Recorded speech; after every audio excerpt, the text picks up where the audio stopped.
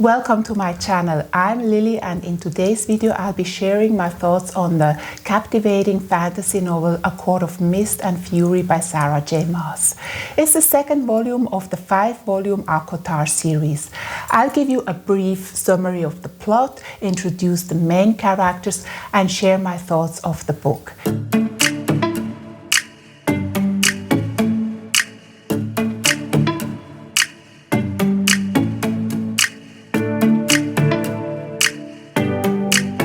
This video is aimed for fans of fantasy novels and especially those interested in reading the ACOTAR series. So if you're a fan of epic tales filled with magic, romance and intense character development, then this book is definitely for you. If you like these kinds of videos, please consider subscribing to my channel for more book reviews and recommendations.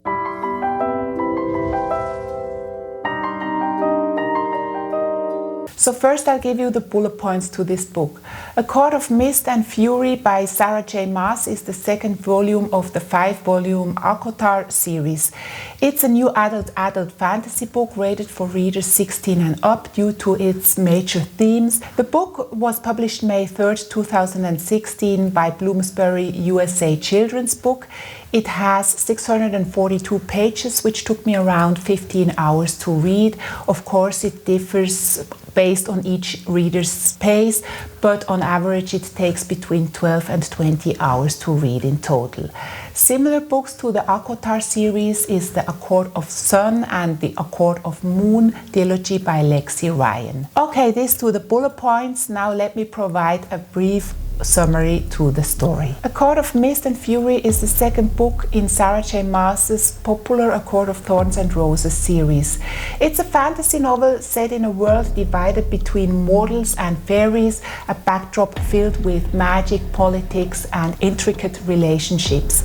After surviving under the mountain fear, Archeron has been transformed into something more than human, granted powers from each of the 7 High Lords of Prithian.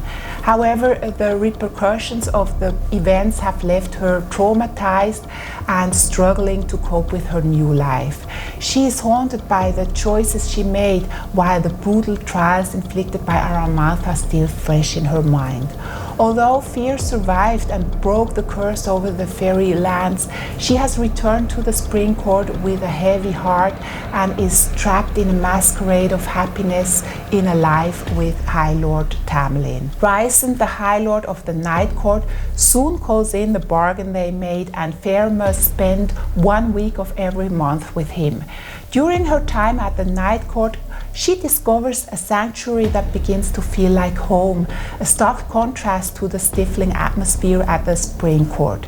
Here, Fair uncovers secrets and alliances that reshape her understanding of the fairy realms. Rysand's court is full of intrigue, excitement and camaraderie, something Fair finds herself increasingly drawn to.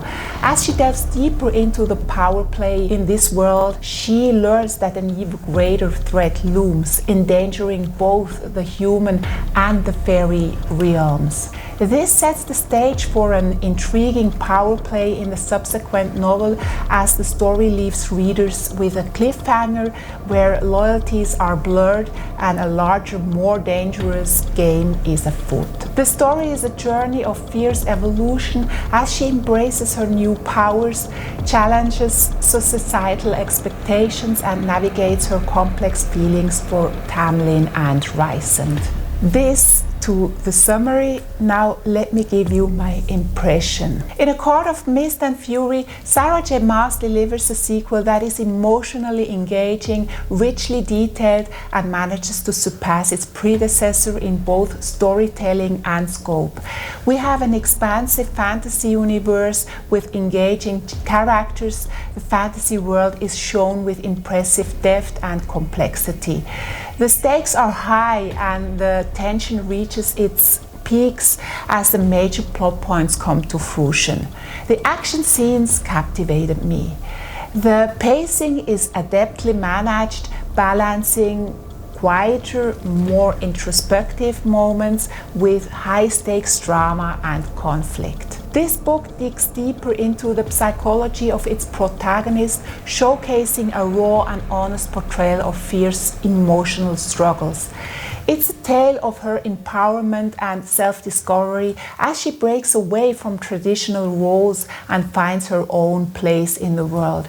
She has come into her own as a strong and independent character, embracing her newfound powers and identity after discovering she is the High Lady of the Night Court, a revelation kept secret even from her. One of the main highlights of this novel is the development of Fierce and Rysand's relationship. Unlike the somewhat tumultuous relationship Fear had with Tamlin, her connection with Rysand is built on mutual respect, humor, and a notable deep emotional bond between them.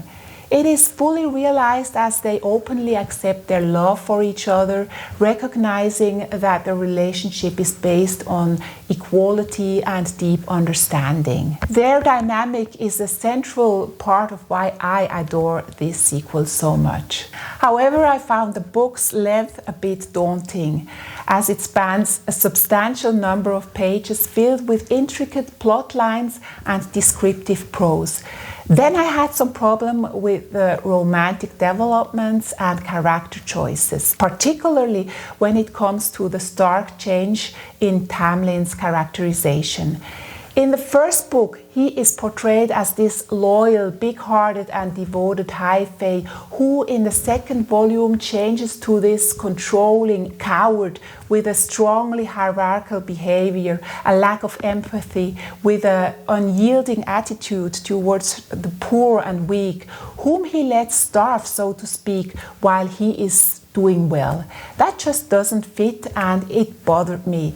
I think this development and portrayal of his character was deemed necessary to make it easier for the reader to see Fear break away from Tamlin and turn to Rysand. So now let's go to the main characters of the book.